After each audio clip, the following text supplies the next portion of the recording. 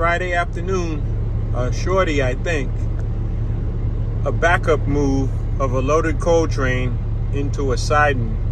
I'm thinking, because this train started forward and stopped for about 3 minutes.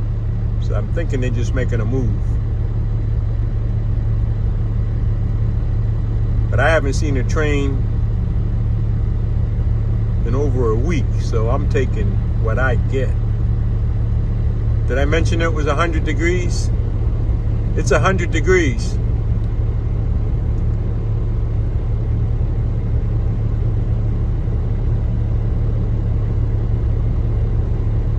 Y'all have a cool day.